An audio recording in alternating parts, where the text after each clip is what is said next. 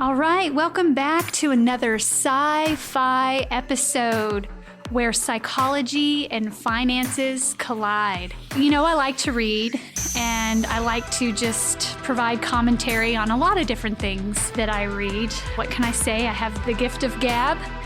And one of the most consistent marks I've ever had on my elementary report cards is chatterbox, chatterbox, chatterbox. So you have me today being very excited and passionate about talking to you about a nudge and how a fresh start added to a nudge can impact your retirement savings more than you could imagine.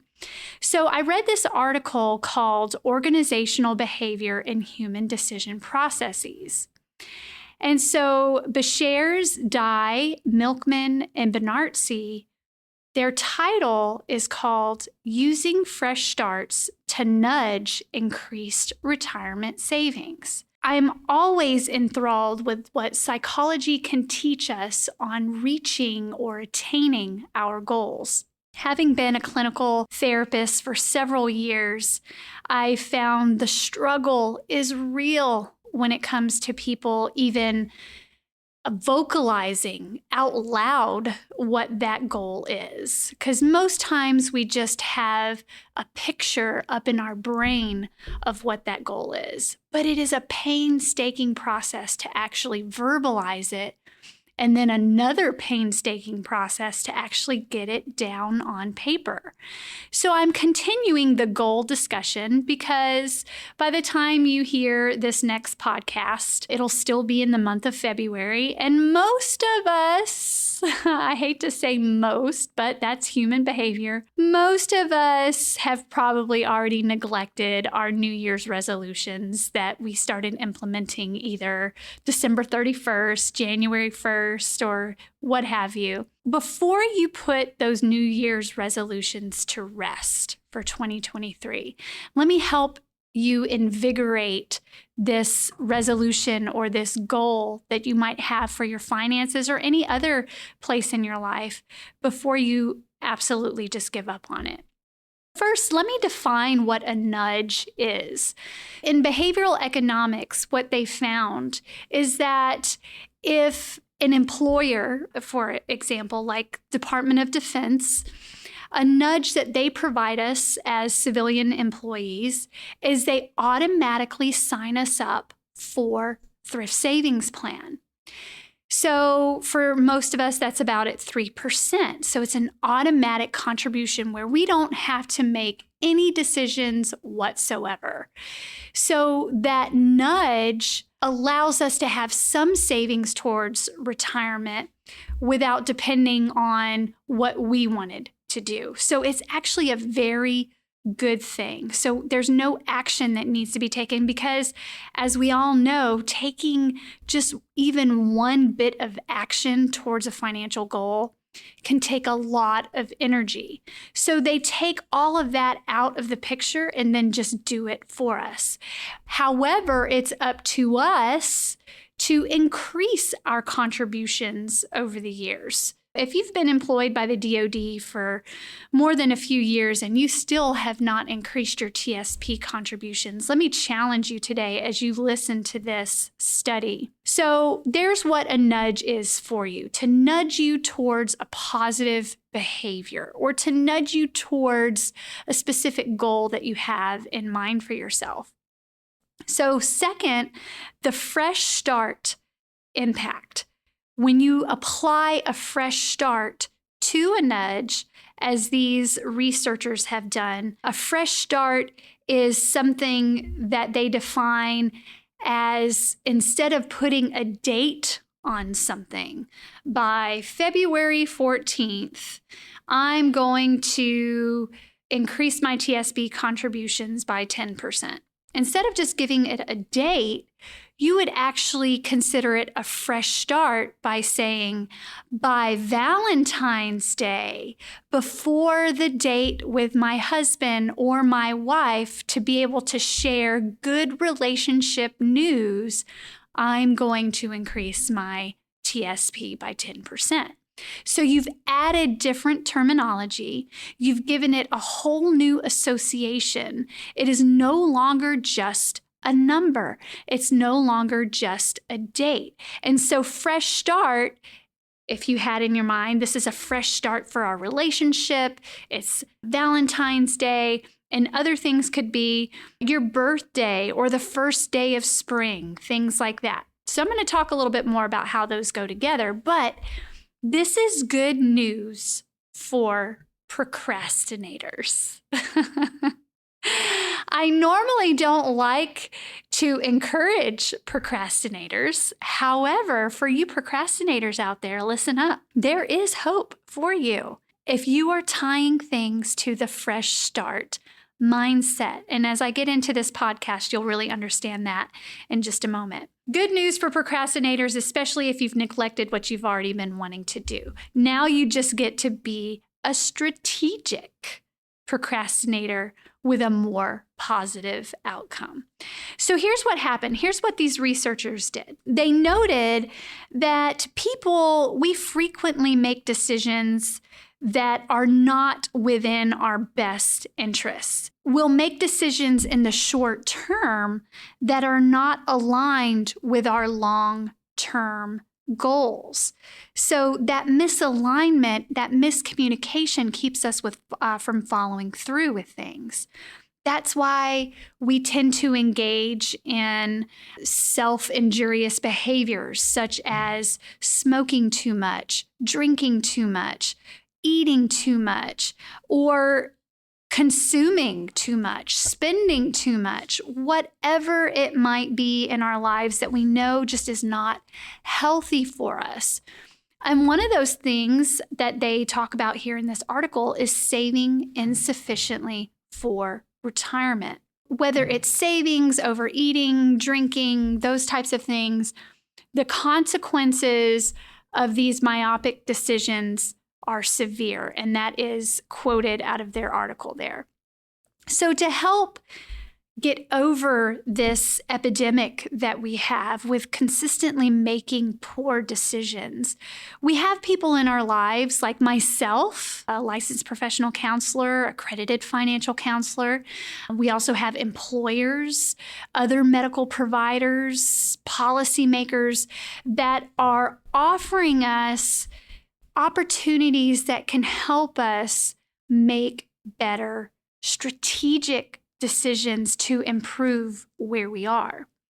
But the problem is convincing someone to actually make the first step to enroll in any of these programs that's going to help, whether it's smoking cessation, healthy meal planning, financial planning classes, and I'll be talking about the financial symposium towards the end of this podcast that I'm very excited about. But that is something too where hopefully with this podcast, I can convince most people to sign up and help themselves. This is why I like this study. It focuses on the whole person concept. This article is not just about money. It talks about all the things that we might be doing myopically that are influencing negative outcomes and encouraging consistent negative behaviors. And then we just fall into a habit and we continue doing the same old thing over and over again, expecting a change, but there is no change. For example, the whole person concept, if you're doing well socially, you're usually doing well mentally or emotionally. If you're doing well spiritually, you're usually doing well mentally or emotionally. If you're doing well physically, you're usually doing well mentally and emotionally, and they all impact each other. And let me throw another dimension in there. When you're doing well financially, you're also doing well mentally, emotionally, socially, spiritually, physically. These things all interact with one another. And so this is one of the things that I'm passionate about, is to give the psychology away so that you can make better financial decisions. When you're financially well, you are psychologically well. Here's what they do, and I'm going to quote their research study here. We study whether framing the future point in time when a goal congruent activity could be scheduled as a fresh start, like labeling the date as a new year or first day of spring or birthday, whether it increases the adoption of self-controlled, goal-directed choices.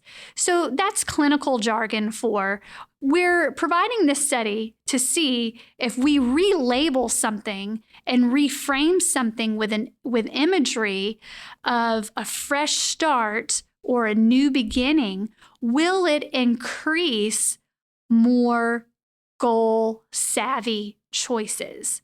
So we can even associate this fresh start with an anniversary of a death of a loved one. I'm surprised they didn't mention this in the study. But when you think of it as, for anyone who's lost someone dear, usually grief is a way of honoring someone. So let's say, like, for example, myself, when I'm doing my financial planning with my husband, I often think about how would I financially plan if I lost my husband? That would be not only a huge hit emotionally and relationally, but it would also be a huge hit financially. I'm constantly thinking about what would I have to do if that happened. So I'm thinking ahead. And so people who think that way, it's not that it's morbid, but it does help you understand what kind of goals and actions you need to put into place should that happen. People could even think of a fresh start as honoring the death of a loved one on the anniversary of their death, or on the anniversary of their marriage, or their loved one's birthday, because it now makes you instantly accountable to that positive person in your life that you may have lost. And now you're not only letting yourself down if you don't follow through, but you're also letting the other person down as well. So this could also be another powerful deterrent to making unhealthy financial decisions. However, full disclosure, that was not in their study, but I just wanted to give you another fresh start example. So they talk about how a budding body of literature is suggesting that there are points in our lives where we are feeling more motivated to follow our goals. And more specifically, when those moments feel like they're new beginnings. So that's why they call them fresh starts. So those new beginnings help us tackle positive change. So here's what they did, just so that you're not in the blind before I read this. What they did is they sent out several mailings to over 6,000 people. That is a wonderful sample size of employees at 4 different major U.S. universities. And they sent them mailings on whether they wanted to improve their contributions to their retirement savings. And so option 1 was to increase straight away. Option 2 was to increase at a later time tied to a fresh start. And they fully defined what that was. So I'm quoting, "We hypothesize that when presenting both an immediate enrollment option and a delayed enrollment option, framing the delayed option as occurring right after a fresh start will increase take-up of the delayed option for at least 5 reasons. First, the fresh start framing makes the delayed option feel further off in the future. And the delayed option becomes an appealing time frame for adopting future-oriented behaviors."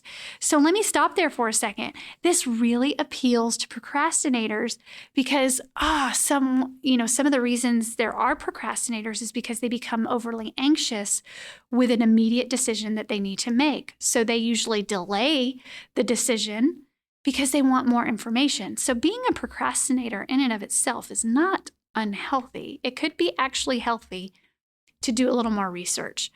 But procrastinating with retirement, depending on how long you've been procrastinating, that's not healthy. Here's the second thing that they say.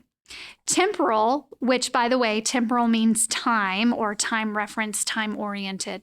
So they say the second thing is temporal landmarks or time landmarks that signal new beginnings are more salient than ordinary dates when people recall past activities or plan future activities.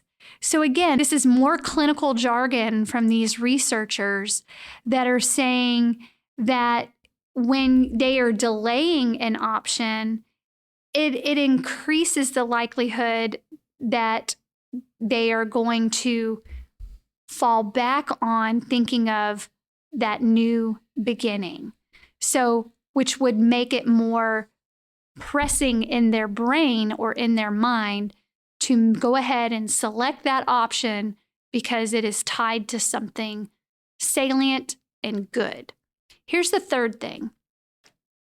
They say, and I quote, fresh start dates promote big picture thinking and high-level construal, which prompts people to focus on the desirability rather than the feasibility of pursuing long-term goals. And let me pause there for a second. When it comes to finances, most people are thinking, I don't understand it, so I shouldn't do anything with it, which is such a huge opportunity that is lost when you haven't done something for yourself in that manner. I would encourage you to, as they've so well written, instead of thinking of the feasibility and what you don't know, think of the desirability and what you're wanting. And here's the fourth thing they said, and I quote, people are more optimistic about their future capabilities on or after future fresh start dates. They're more willing to sign their future selves up for a self-improvement program beginning shortly after a fresh start date that is framed as such. Here's the fifth one. Situational cues, including temporal or time landmarks, can influence beliefs regarding the appropriate course of action. And listen, a lot of my podcasts are focused on the human schema or belief systems, belief structures, world views. So if these new beginnings or fresh starts are causing you to believe differently about money, that can be a very good thing. So here's what they did. They described a delayed enrollment option in relation to a fresh start date, and they were saying this could attract people's attention to the overall choice set, increasing their likelihood of making an active election rather than setting the decision aside and not doing anything at all.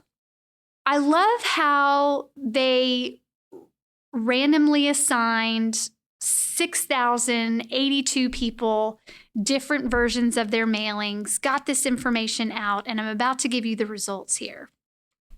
Here's something that I really like about this study.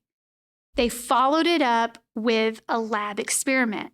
Hang with me for a moment. Let me first give you the initial results of this mailer study.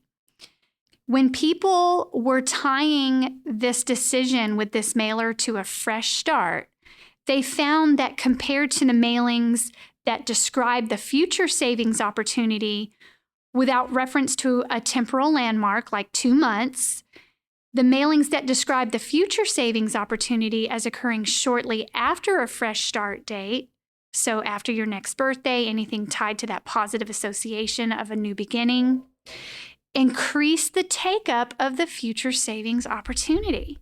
And here's some great numbers.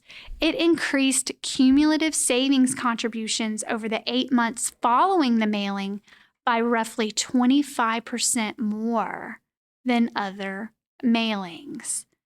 I love that as an accredited financial counselor and as a licensed professional counselor. I'm always looking for methods to increase folks' motivation to actually take action. And what a great way to tie it to a fresh start or a new beginning. So here's what they did then. They also followed this up with a lab experiment showing the different mailings to the participants. So they showed the mailing that included the Fresh Start and the other mailing that it didn't include it at all. And they were asked to predict which mailing would more effectively convince these recipients to enroll in a savings program or to increase their savings program. Here's what they said. Participants predicted that the Fresh Start mailing was likely to encourage both more delayed enrollment and more immediate enrollment. Wow. These are non-researchers. These are non-scientists who were asked about the predictive value of these different mailings. So it even resonated with them that, wow, this is a good thing for people. If people could tie something with a fresh start or new beginning, yes, this is going to be the mailer that is going to get folks to either increase their savings or start a savings program. Obviously, I'm excited about presenting this financial symposium on March 9th, 2023, and I will be including Fresh Start language in my vocabulary and in my classes. I love this because they also talk about how this paper or this research is it contributes to the ongoing research of self-control, fresh starts, as we've discussed, and choice architecture. Now, choice architecture has been part of behavioral economics for a while, and you probably heard me talk about the famous JAM study in my investment classes, and it's about choice overload. So they did a simple experiment. When you present people with too many opportunities of jam flavors, they become overwhelmed and make no decision at all. But when you only provide them with 4 or 5 options, then yeah, they will make a decision. So we want to get away from choice overload and stop thinking of our financial goals as being overladen with choices, but more, again, focus more on the desirability and the outcome of these choices rather than the feasibility. Because I'll tell you right now, people in my office who only focus on feasibility, they will 100% of the time tell you, I cannot save more, or I cannot save at all. Because again, your focus is on feasibility. But if your focus is on desirability, you find a way. Listen, people who lose their jobs find a way. So why can't we find a way, even with jobs and even with steady income, to save a little bit more or to increase our retirement savings a little bit more? I hope you found this interesting, and I hope that you will join us for the financial symposium that is coming up on the 9th of March, 2023, and it will be at Redstone Arsenal at the Overlook over by the golf course. It is in person on site. It will not be made available virtual. So if you want to come and see it, you got to come in person. And there will be 5 different classes. You can pick and choose which classes you want to attend. You don't have to be there all day, but it is from 8:30 to 3 p.m. And the Army Emergency Relief Society, or Army Emergency Relief in general, they are going to be providing a free lunch to help draw more understanding and awareness of their program. So you'll be well fed as well, not only lunch, but you'll have some refreshments throughout the day as well. I also want to tell you how the Financial Symposium is going to be a fresh start for you. Since it is in March, it is in the month of the first day of spring. So it is a new beginning, and I hope to see you there. You will see in the podcast area or post area for this podcast the registration link as well as other information, and I hope to see you there. Until next time, think of a fresh start.